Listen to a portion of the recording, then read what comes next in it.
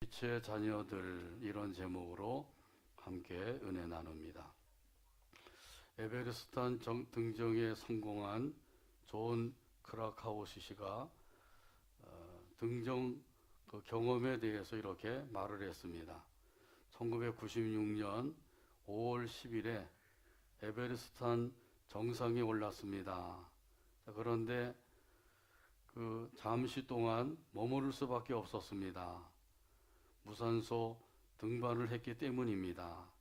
무산소 등반이라고 하는 것은 산소통 없이 그냥 등반한 것을 가리키죠.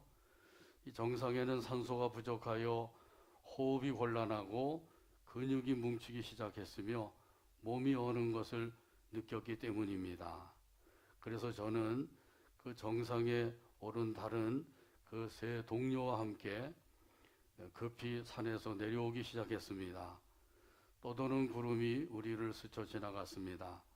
또 얼마쯤 내려오니까 번개가 치고 눈보라가 몰아쳤습니다. 우리는 눈보라 속에서 방향을 잃고 헤매었습니다. 점점 눈보라가 거세게 몰아쳤고 날도 어두워지기 시작했습니다. 그래서 우리는 하는 수 없이 날이 밝기까지 그 눈보라 속에서 밤을 새우기로 했습니다. 드디어 날이 밝아오면서 태양이 떠올랐습니다. 주변 환경을 바라보던 우리는 깜짝 놀랐습니다. 왜냐하면 우리가 머물러 있었던 그곳은 바로 낭떠러지 옆이었기 때문입니다. 에베레스트 산 그 남쪽 낭떠러지 옆에 있었던 것입니다. 그 눈보라 속에서 몇 발자국만 더 나갔더라도 천길 낭떠러지에 떨어져서 죽었을 것입니다. 어제 뉴스를 들으니까 우리나라 그 원정대 5명이 그 눈보라 속에서 다 죽고 말았어요. 김창호 대장이라고 하는 사람은 히말라야 산을 14개의 봉우리를 다 정상에 올랐던 아주 세계적인 산악인인데 이번에 등반해서 그만 갑작스러운 자연 재난으로 인하여서 다 죽고 말았어요. 그렇습니다. 이 세상 사람들은 그 자기 자신이 낭떠러지 옆에 있다고 하는 사실을 모르고 살고 있는 것이죠. 그러나 날이 밝자 그 사실을 알게 된 것과 같이 하나님의 빛이 비춰지게 되니까 비로소 멸망의 구덩이 옆에 있다고 하는 사실을 알게 됩니다. 더 나가서 또 참된 구원의 길이 어디인지도 알게 되죠. 하나님은 빛이십니다. 빛의 자녀들은 또 하나님의 자녀들은 빛의 자녀가 되는 것이죠. 자, 그러면 이 빛의 자녀는 어떻게 살아야 할 것인가? 오늘 본문 말씀 함께 살펴보면서 은혜 나눕니다. 첫 번째 같이 한번 따라서 하죠. 깨어 있어야 한다. 오늘 본문 5절과 6절이에요. 5절 제가 읽고 6절 같이 읽어주시기 바랍니다. 너희는 다 빛의 아들이요 낮의 아들이라. 우리가 밤이나 어둠에 속하지 아니하나니.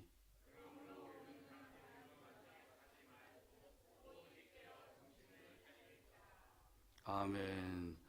너희는 다 빛의 아들이요 낮의 아들이라. 이 말씀은 데살로니가 교회 성도들을 향하신 주님의 말씀이죠. 너희는 다 빛의 아들이요 낮의 아들이라. 하나님께서 우리 교회를 향해서 말씀하신다고 하면 뭐라고 말씀을 하실까요? 역시 너희는 다 빛의 아들이요 낮의 아들이다, 이렇게 말씀하실 줄로 믿습니다. 여기 아들은 자녀를 가리키는 거죠. 빛의 자녀다, 낮의 자녀다, 이런 말씀이죠. 여러분은 빛의 자녀가 되었나요? 네. 그렇게 믿어주시면 아멘. 네. 자, 어떻게 하면 빛의 자녀가 될 수가 있을까요? 예수님을 믿고 따르게 되면 빛의 자녀가 될 수가 있습니다. 요한복음 8장 12절에 보면 말씀하셔요. 같이 한번 따라서 하죠. 예수께서 또 말씀하여 이르시되 나는 세상의 빛이니 나를 따르는 자는 어둠에 다니지 아니하고 생명의 빛을 얻으리라. 아멘. 예수님께서 친히 말씀하셨습니다. 나는 세상의 빛이다. 죄악으로 어두워진 이 세상을 밝히기 위해서 예수님께서 빛으로 이 세상에 오신 줄로 믿습니다. 자, 그래서 사도 바울, 요한도 예수님을 가리켜서 말씀을 하셨어요. 무슨 빛이라고 말씀을 하셨나요? 참빛이라고 말씀하시죠. 참빛 곧 세상에 와서 각 사람에게 비추는 빛이 있었나니. 이 지난 주일에 오후에 임직식에 축사를 하러 갔다 왔어요. 근데 그 교회가 참빛교회예요. 참빛교회. 제가 축사를 하면서 마무리에 참빛교회라고 하는 이 네 글자로 사행시를 지어서 축사를 마무리했어요. 그거 뭐 시키지도 않은데 알아서 잘 따라서 하시네요.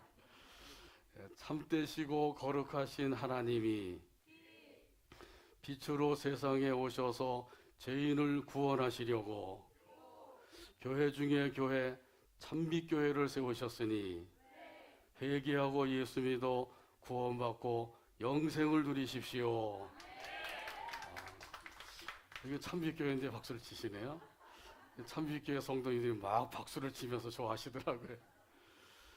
우리 복청교회도 이와 같이 세우셔서 영생을 누리게 하신 줄로 믿습니다. 예수님께서 빛을 비춰주시는데 우리 사람들의 어디에 빛을 비춰주실까요? 그렇죠. 우리 마음에 빛을 비춰주십니다. 고린도후서 4장 6절에 보면 말씀하셔요. 하나님께서 예수 그리스도의 얼굴에 있는 하나님의 영광을 아는 빛을 우리 마음에 비추셨느니라. 우리 마음에다가 하나님의 영광을 아는 빛을 비춰주셨어요. 하나님이 비춰주시지 아니하시면 우리 마음은 죄악으로 말미암아 어두워져 있어요. 죄악으로 어두워져 있기 때문에 캄캄해져 있기 때문에 이 마음의 빛이 없는 가운데서는 아무것도 알 수가 없어요. 세상의 것은 알 수가 있습니다만은 중요한 것은 영적인 것인데 영적인 것은 전혀 알 수가 없는 거예요. 마음이 밝아져야만 알 수 있는 것이기 때문에 그런 것이죠. 자, 그래서 우리 예수님께서 오셔서 참빛으로 우리 마음에 비춰주시면 우리 마음이 환하게 밝아져서 그래서 진짜 알아야 될 영적인 것들을 알 수가 있게 되는 줄로 믿습니다. 어떤 것을 알게 될까요? 하나님이 살아계신다. 이것을 알 수가 있는 거죠. 예수님을 세상에 보내주셨다. 이것도 알 수가 있는 것이고요. 이것이 바로 하나님의 사랑이다. 이것도 알 수가 있는 거죠. 예수님이 날 위해 십자가에 달려 돌아가셨다. 부활하시고 승천하실 뿐만 아니라 보호자 우편에서 간구하고 계신다. 장차 재림하실 것이다. 이런 것을 알게 되는 거예요. 여러분은 이 모든 것을 알고 계시죠? 이렇게 알게 된 것이 예수님께서 참빛으로 오셔서 우리 마음에 빛을 비춰주셨기 때문에 그런 거예요. 우리 지혜로 지식으로 알 수 있는 게 아니에요. 내 힘과 능력으로 되는 게 아닙니다. 하나님께서 빛을 비춰주셔야만 비로소 그것을 깨달아 알 수가 있기 때문이에요. 그때부터 우리는 빛의 자녀가 되어서 살 수 있게 되는 줄로 믿습니다. 에베소서 5장 8절에 보면 말씀합니다. 너희가 전에는 어둠이더니 이제는 주 안에서 빛이라. 빛의 자녀들처럼 행하라. 이 빛의 자녀들처럼 행하려면 어떻게 해야 될까요? 이것은 오늘 여기 에베소서 5장에 말씀하신 것을 보면 빛의 열매를 맺어야 되는 거죠. 오늘 본문에서는 뭐라고 말씀하셔요? 깨어 있어야 한다. 이렇게 말씀하고 있어요. 그래서 여기 말씀에 보게 되면 자지 말고 오직 깨어 정신을 차릴지라. 이렇게 말씀하시죠. 영적인 잠을 자는 이 사람들은 임박한 위험을 알 수가 없습니다. 지난주에 있었던 사건이죠. 노부부가 사는 그 시골집에 불이 나게 되었어요.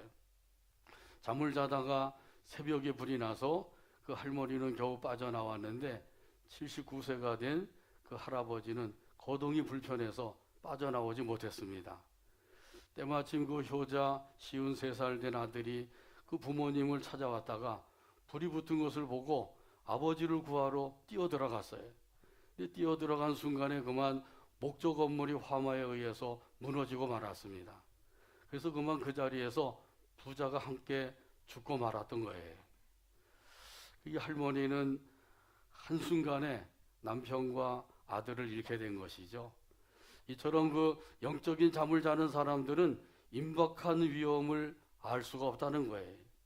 또 그것만 아니라 죄가 얼마나 무서운 것인지도 알지 못합니다. 그렇기 때문에 아무렇지도 않게 죄를 짓게 되는 것이죠. 또한 하나님의 심판도 얼마나 무서운지 그것도 알지 못하기 때문에 심판에 대한 두려움도 없이 그냥 살아가고 있는 거예요. 그러나 영적으로 깨어있게 되면 어떻게 되나요? 영적으로 깨어있게 되면 이 모든 것을 잘 알 수 있게 되는 줄로 믿습니다. 그래서 임박한 위험이 있다고 하는 사실도 알게 되고, 죄가 얼마나 무서운 것인지도 알게 되고, 하나님의 심판이 얼마나 무서운 것인지도 알게 되는 것이죠. 그러면 어떻게 하면 이 영적으로 깨어 있을 수가 있을까요? 깨어 있을 수 있는 방법은 기도해야 합니다. 베드로전서 4장 7절에 말씀합니다. 만물의 마지막이 가까이 왔으니 그러므로 너희는 정신을 차리고 근신하여 기도하라. 근신하여 기도하라. 이 기도할 때 영적으로 깨어 있을 수가 있는 거예요. 예수님께서 겟세마네 동산에서 제자들에게 말씀하셨습니다. 시험에 들지 않게 깨어 기도하라. 이 제자들이 이 말씀대로 하지 못했어요. 말씀대로 순종했으면 제자들이 시험에 들지 않았겠죠. 그런데 말씀에 순종하지 아니하고 불순종하고 잠을 자는 바람에 그만 시험에 들고 말았던 것이죠. 자, 그러므로 우리 주님께서 말씀하신 대로 기도하는 일에 더욱더 힘쓰게 되기를 바랍니다. 우리가 이 기도 생활은 날마다 해야 됩니다. 날마다 시간을 정해놓고 기도해야 돼요. 유대인들은 하루에 몇 번 기도했다고 그러죠? 3번 기도했대요. 사도 바울은 하루에 몇 번이요? 4번 기도했다고 그러죠. 왜냐하면 유대인들이 기도하는 것 같이 기도하고 밤에도 또 기도했다는 거죠. 우리는 그렇게 기도하지 못한다 할지라도 하루에 한 번은 시간을 정해놓고 기도해야 될 줄로 믿습니다. 이것이 바로 정시기도예요. 새벽이든지 오전이든지 아니면 저녁 시간이든지 좋은 시간을 정해놓고 기도하는 것, 이것이 참으로 믿음 생활에 중요한 것이죠. 이렇게 정시기도를 할 뿐만 아니라 무시로 기도해야 됩니다. 생활하는 가운데 길을 걸어가면서도 일을 하면서도 기도해야 되는 것이죠. 이렇게 해야만 우리가 영적인 호흡인 기도 생활을 잘 이루어서 항상 깨어 있을 수가 있는 줄로 믿습니다. 깨어 있어야만 이 시대를 분별할 수가 있어요. 지금이 어떤 시대인가? 예수님께서 오실 날이 가까워오고 있다, 이런 사실을 알게 되는 거죠. 그래야만 우리가 준비하고 기다릴 수가 있는 것이에요. 또 한 가지는 천국 백성답게 살아야 됩니다. 로마서 13장 11절에 보면 말씀합니다. 너희가 이 세대를 알거니와 자다가 깰 때가 벌써 되었으니 이는 이제 우리의 구원이 처음 믿을 때보다 더욱 가까웠음이라. 이 점점점 가까워오고 있다는 것이죠. 우리 주님 오실 날이 날로 가까워 있다고 하는 사실을 깨닫게 되기를 바랍니다. 그러므로 깨어서 천국 백성답게 살아서 우리 주님이 오실 때 기쁨으로 맞이하는 저와 여러분의 삶이 되기를 주님의 이름으로 축복합니다. 찬송가 175장 3절에 보면 이런 가사가 있어요. 항상 깨어 기도하며 거룩한 기름 준비하지 않고 주를 맞지 못하리. 그날 밤에 주님 맞을 주님 맞을 준비됐느냐. 175장 3절 가사를 생각하면서 함께 찬양합니다.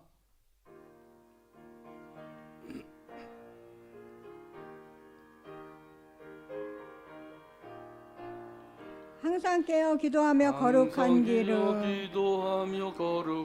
준비하지 않고 주를 맞지 못하리.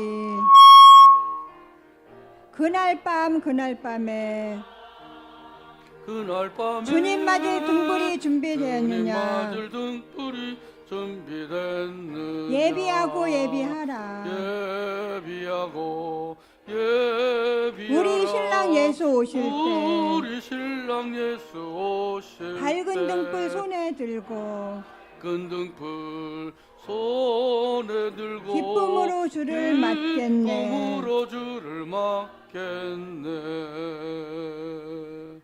아멘. 두 번째 같이 따라서 합니다. 무장해야 한다. 7절과 8절이에요. 7절 제가 읽고 8절 같이 읽으시 바랍니다. 자는 자들은 밤에 자고 취하는 자들은 밤에 취하되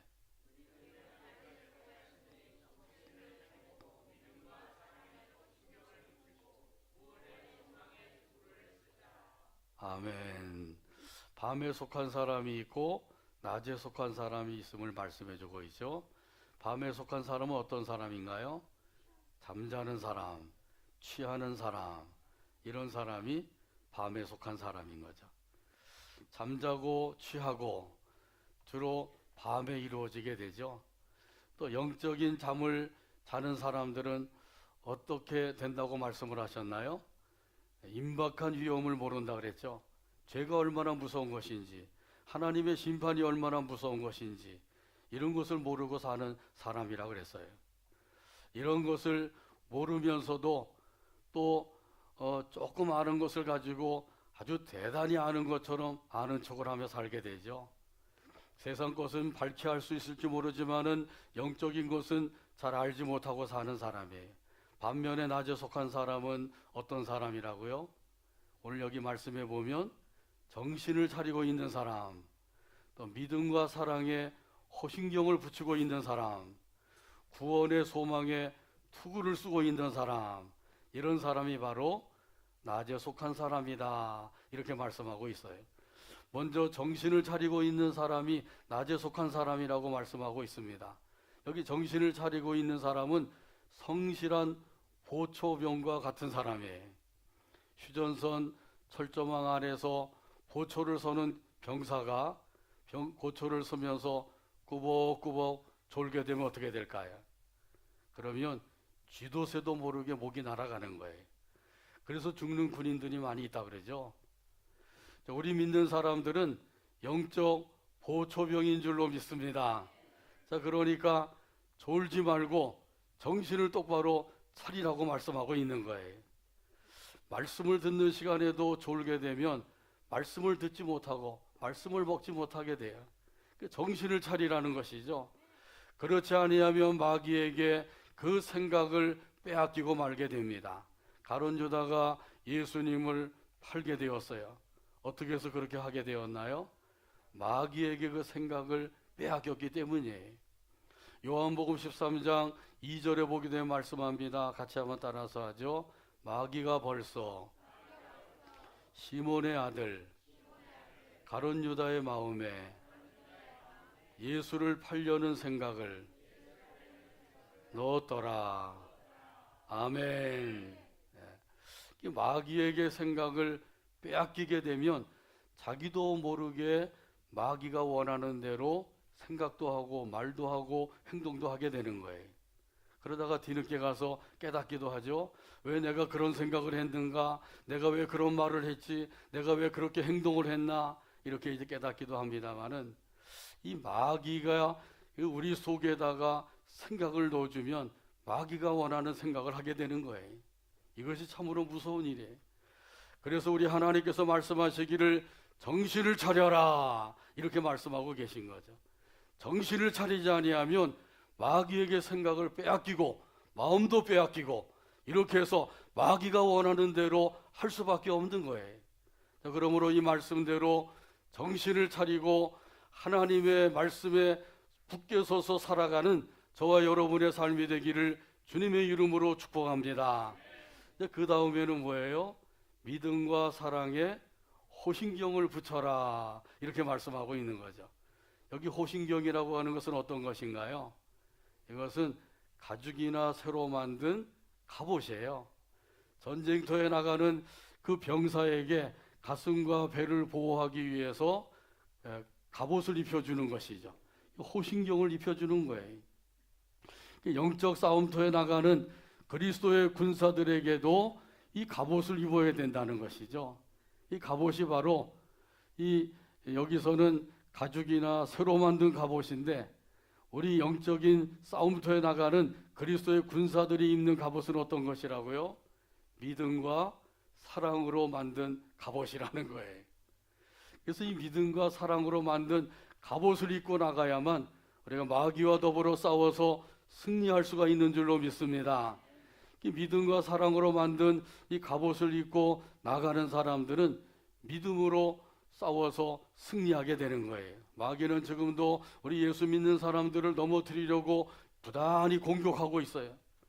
교회 안에서도 여러 사람들을 넘어뜨리려고 공격을 해오고 있단 말이죠. 이 교회 안에서 공격 제1호가 되는 사람은 누굴까요? 그것은 담임 목사예요. 왜냐하면 담임 목사를 쓰러뜨리면 교회에 그만큼 큰 영향력이 미치기 때문이에요. 그래서 담임 목사를 쓰러뜨리려고 여러 사람들을 동원해서 지금도 역사하고 있는 거죠.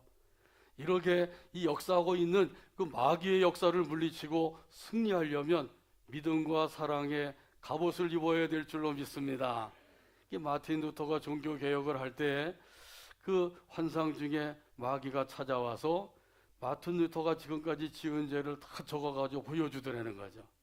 그걸 보니까 그만 코가 납작해져가지고 이런 죄인인 내가 무슨 종교개혁을 할 수가 있겠나 낙심이 되더라는 거죠. 그 낙심한 가운데서 그만 주저앉으면 아무 일도 못하는 거예요. 근데 거기서 믿음으로 행하게 된 거예요. 그러면서 이 마틴 루터가 잉크병을 벽에다가 집어던지면서 사탄아 물러가라.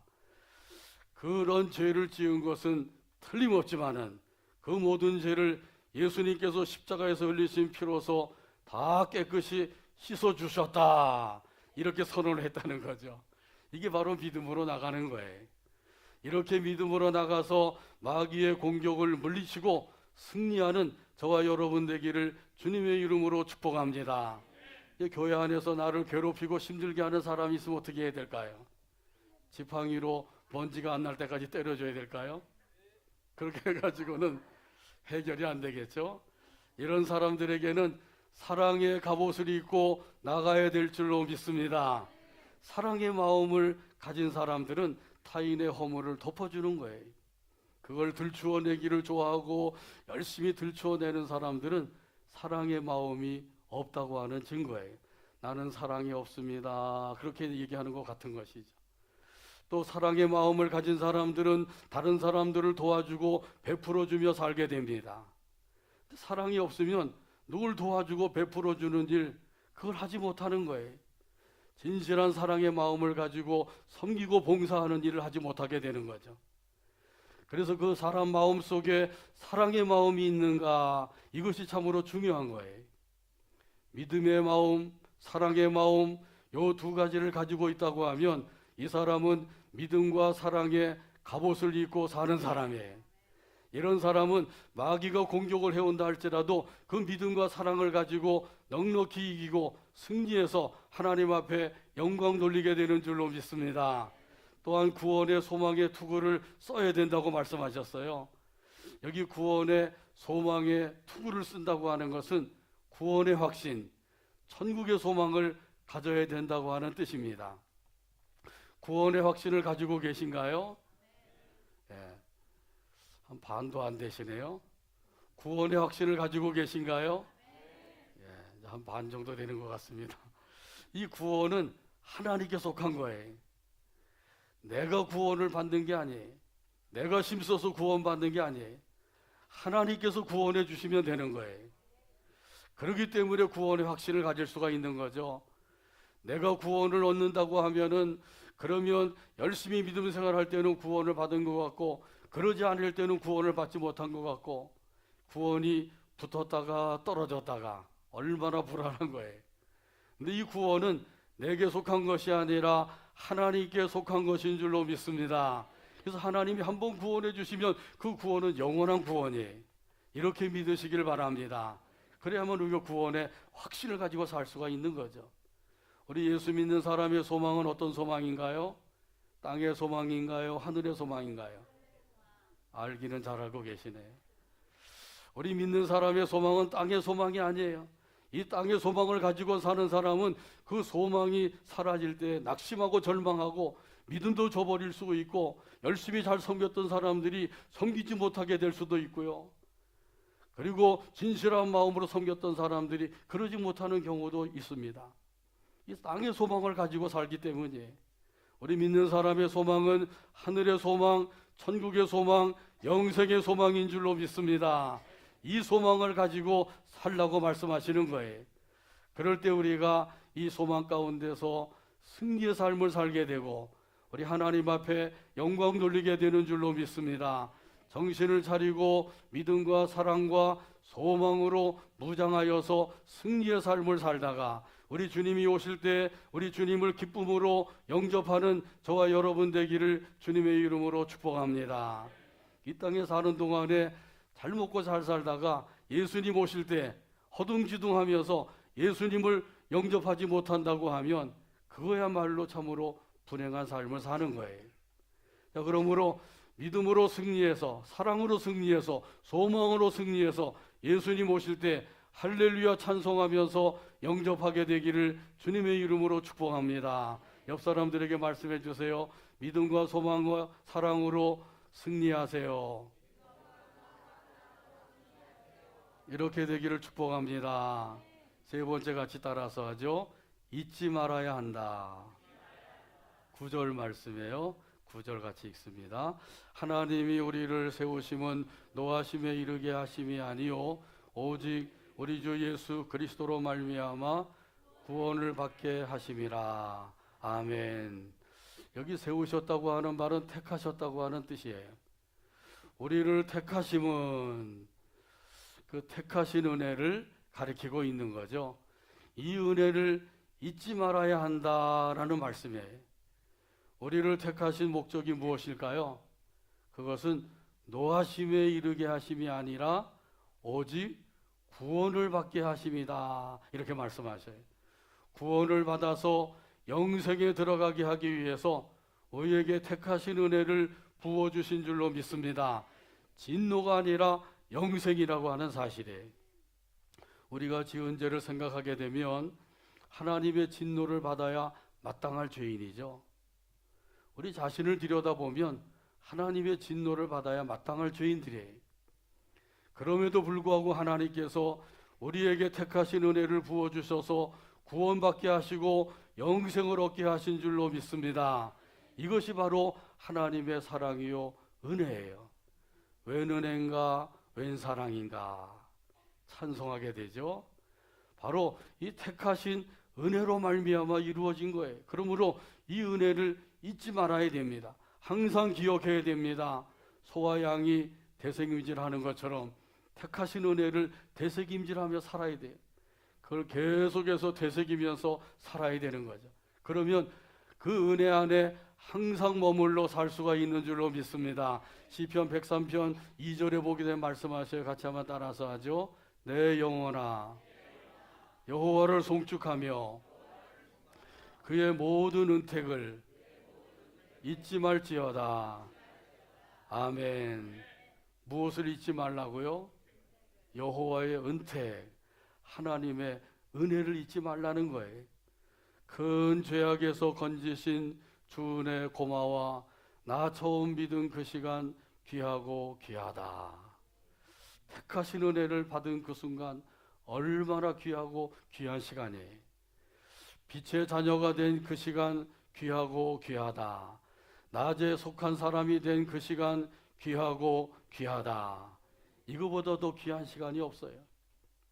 로또 복권이 당첨이 된 시간 귀하고 귀하다. 보통 사람들은 그럴지 모르지만은 우리 강성호 집사님은 돈에 지은 노예가 되어 있나 봐요. 돈 얘기하니까 아멘 소리가 크게 나오네요. 이렇게 이것이 귀하고 귀한 것이 아니라 빛의 자녀가 되고 낮에 속한 사람이 된 것, 이것이야말로 귀하고 귀한 시간인 줄로 믿습니다. 우리 강성호 집사님 이럴 때 아멘 소리가 안 나오네요. 했어요. 할렐루야. 이 은혜를 아는 사람은 그 찬송하면서 살게 되는 거죠. 은혜의 영광을 찬송하게 하려 함이라. 이 말씀대로 하나님의 은혜를 아는 사람은 그 은혜 안에서 찬송하며 사는 거예요. 예배 시간에만 찬송하는 것이 아니라 생활하는 가운데서 가정에서도 직장에서도 사회에서도 찬송하며 살아가게 되기를 바랍니다. 또한 이 은혜를 아는 사람은 은혜에 보답하는 마음을 가지고 살게 되죠. 내게 주신 여호와의 은혜를 내가 무엇으로 보답할까? 시편 기자의 고백과 같이 하나님께서 내게 이러한 큰 은혜를 주셨는데 이 은혜를 무엇으로 보답할 것인가? 이런 마음을 가지고 보답하는 마음으로 섬기며 살게 되는 거예요. 이것이 바로 은혜 받은 사람의 삶이라는 것이죠. 이렇게 하나님의 은혜를 생각하면서 되새기면서 그 은혜 안에서 찬송하고 보답하는 마음으로 섬기며 살다가 우리 예수님 재림하시게 되면 천군 천사와 함께 영광 중에 오시게 되면 우리 예수님을 기쁨으로 두 손 들고 환영하며 맞이하는 저와 여러분의 삶이 되기를 주님의 이름으로 축복합니다. 오늘 말씀을 맺습니다. 빛의 자녀들처럼 행하라고 말씀을 하셨어요. 어떻게 하면 빛의 자녀들처럼 행할 수가 있다고요? 기도로 깨어서 있어야 된다는 거죠. 천국 백성답게 살아야 된다는 거예요. 또 믿음과 소망과 사랑으로 무장해야 된다는 거죠. 그리고 택하신 은혜를 잊지 말아야 된다고 하는 말씀이에요. 이 말씀대로 살아서 빛의 자녀답게 살아가는 한 주간이 되기를 주님의 이름으로 축복합니다.